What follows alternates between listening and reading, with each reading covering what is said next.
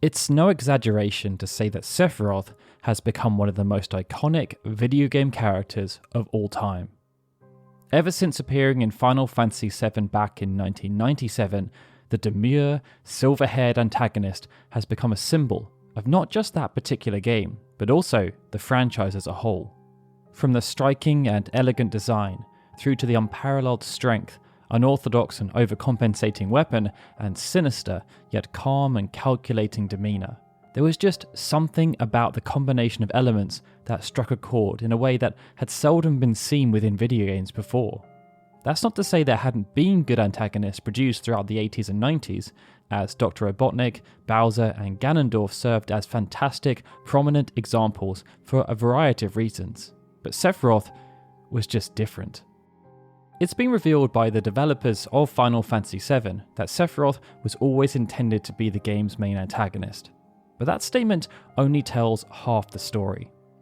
Despite having a clear vision for who Sephiroth was and what he should represent within the game itself, significant changes were made to his backstory throughout the game's development cycle.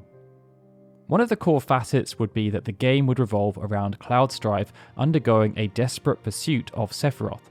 Unlike previous games, this meant Sephiroth would need to have a consistent and dominating presence throughout, and there was a belief that by making this change, the final battle would serve as a much more fitting climax to the game.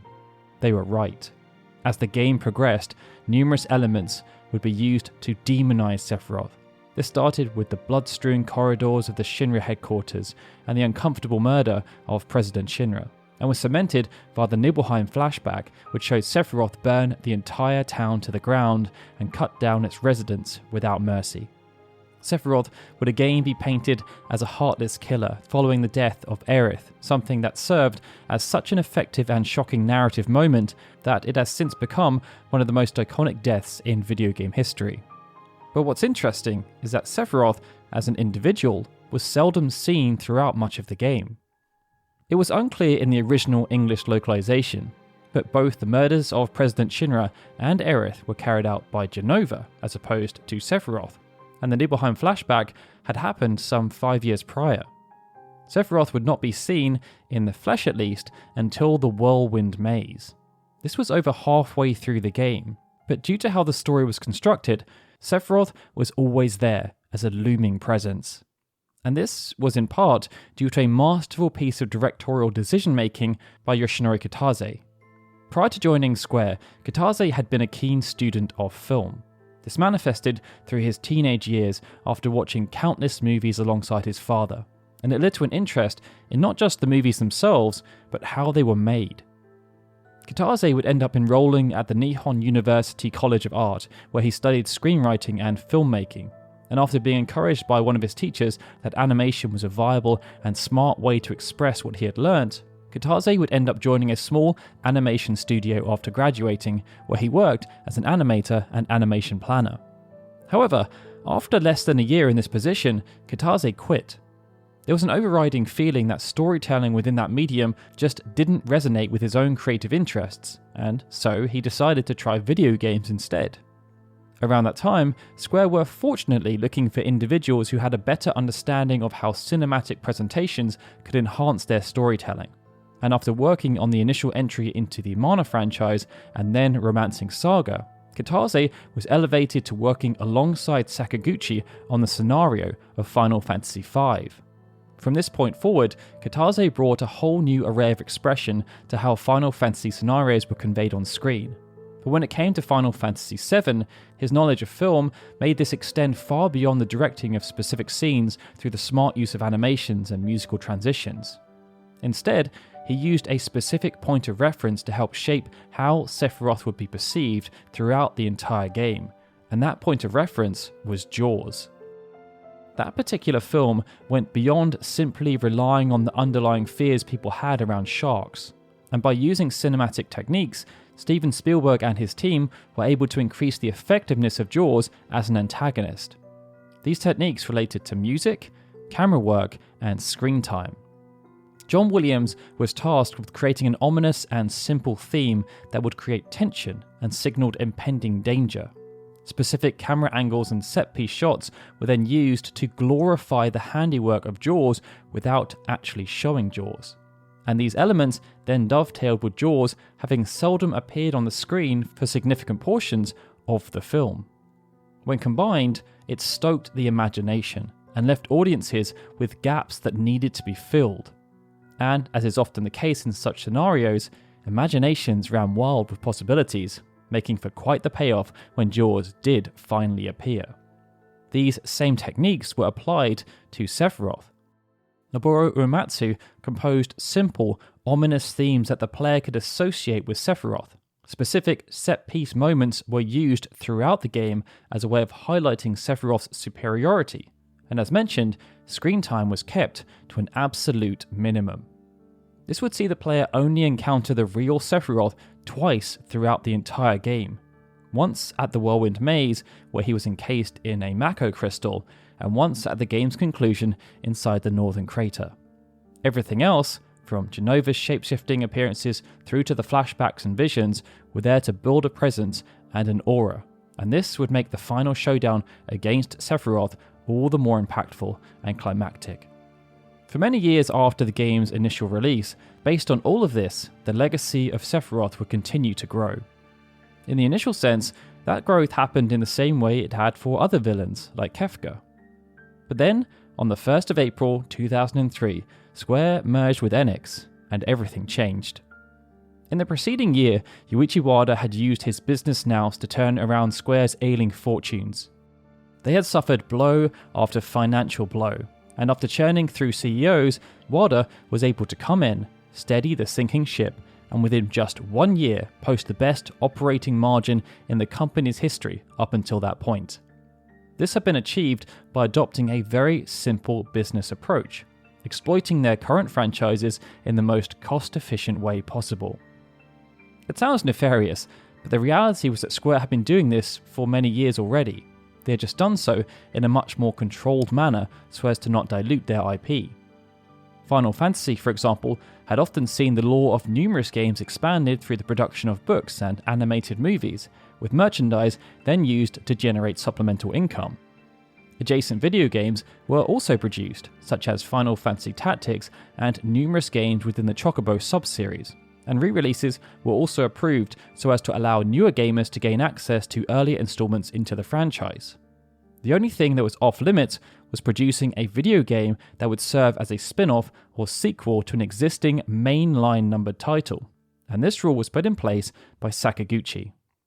The rule existed because Sakaguchi believed that their primary creative efforts should be placed on creating something new as opposed to something derivative.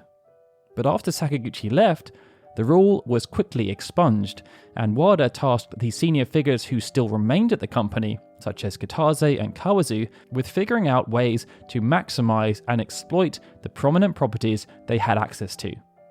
As Kitase had overseen the two biggest commercial releases in the history of Square in Final Fantasy VII and X, creating expansions for those stories was the most obvious choice.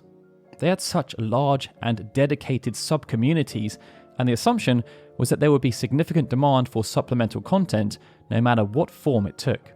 Final Fantasy X-2 would serve as the first property released under this mindset, as Final Fantasy X was still front of mind. And it proved that the assertion was true. Over 5 million copies were sold, and this had been accomplished with only a fraction of the development budget of the original game. Behind the scenes, provisional planning was also underway for a brand new CG movie. Keen to ensure the colossal failure that was The Spirits Within was not replicated, it too would be aligned with an existing property. Final Fantasy X was again suggested, as they could reuse some of the assets that appear within Final Fantasy X and X-2, and to further keep costs down, the initial plan was for it to only be 20 to 30 minutes in length.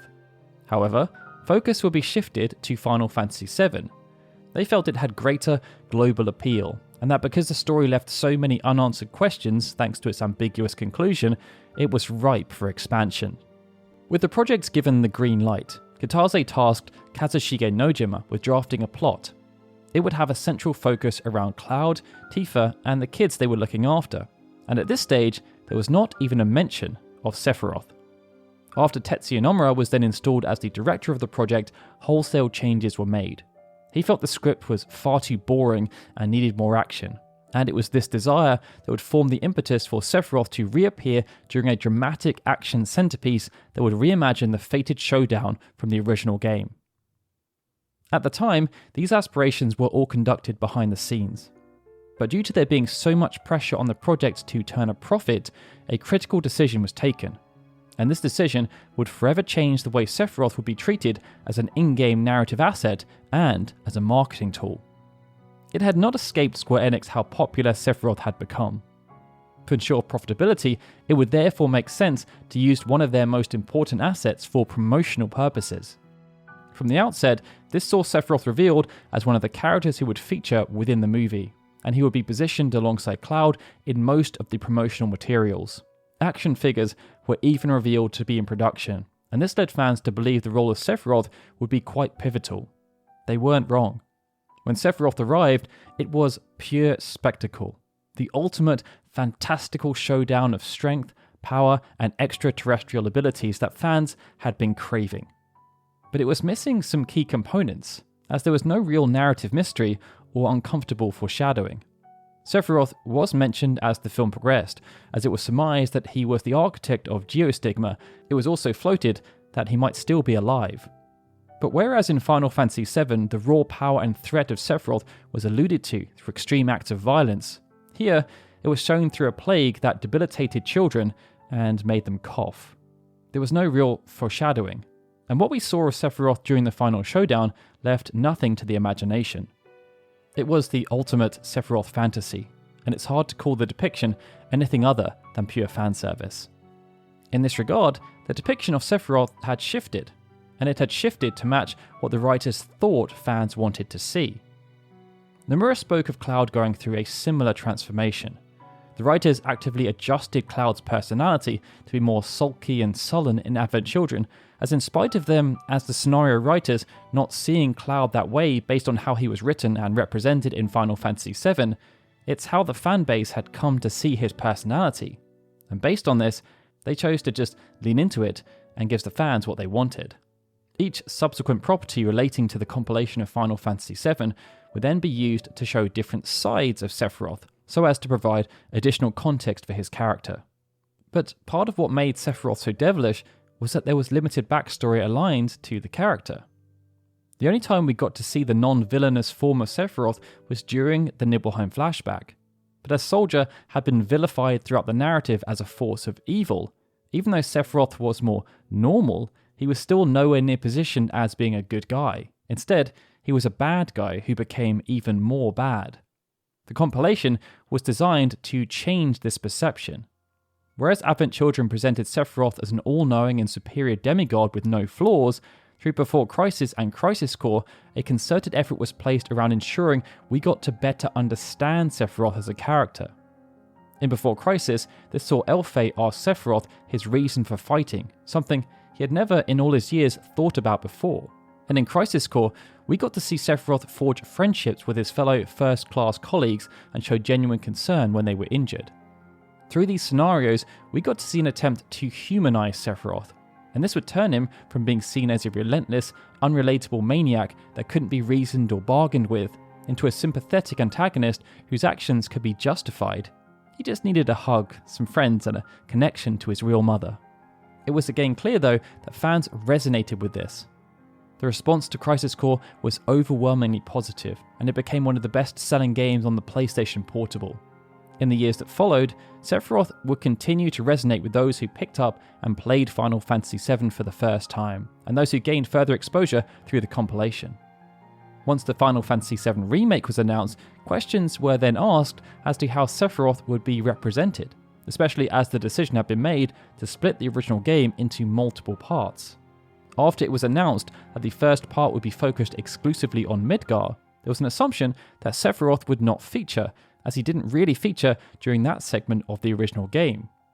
However, due to how synonymous Sephiroth was with Final Fantasy VII, the developers felt there would be an assumption from players who hadn't played Final Fantasy VII that Sephiroth should appear within that initial installment, and that if he didn't, it would just lead to confusion. This notion was at odds with the original portrayal of Sephiroth, but the developers decided to scrap the connection with Jaws, making Sephiroth a focal point from the get-go. This became apparent during the E3 2019 re-reveal, as Sephiroth featured towards the end of the trailer. And he would continue to appear as promotion ramped up, with them even showing a recreation of the famous scene of him walking through the flames. The final game would then feature a significant number of scenes that related to the iconic villain, and he was installed as the final boss of the first part. This was a huge breakaway from the original, but the threat of Sephiroth did still loom large. It just loomed in a very different way, and the notion of mystery was reintroduced, as we are still none the wiser as to Sephiroth's overriding objective. As we then build to the release of Final Fantasy VII Rebirth, it's already been made clear that the role of Sephiroth will continue to grow and expand. It's already been confirmed that he will appear as a playable party member throughout the Nibelheim incident, and there will no doubt be even more narrative content to enjoy. This notion has been further expanded upon via Ever Crisis.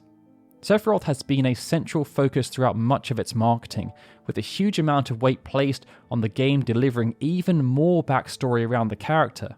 And with Ever Crisis, it's further emphasised that Sephiroth, the main antagonist from the original game, has become one of the primary motivations and promotional tools that Square Enix can leverage to encourage people to play games related to the expanded Final Fantasy VII universe. And this in itself is actually kind of surreal. It's hard to think of another video game franchise where the role of a character has changed so much over time, nor one where so much emphasis is placed on the villain.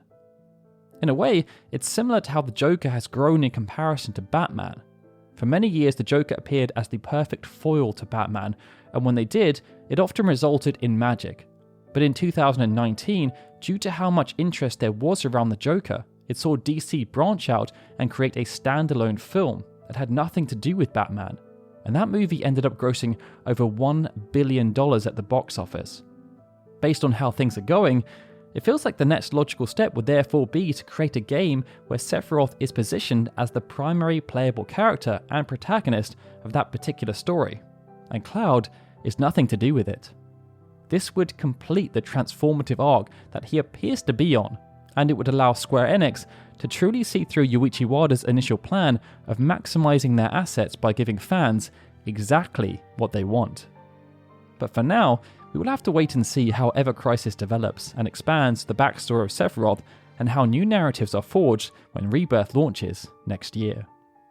Either way, we're curious to hear about how you feel about the way in which Sephiroth's role has changed over time. Are you happy with there being so much focus placed on his role these days? Or would you prefer it reverted back to there being much less focus on Sephiroth? Let us know in the comments below. Please hit that like button and subscribe to the channel.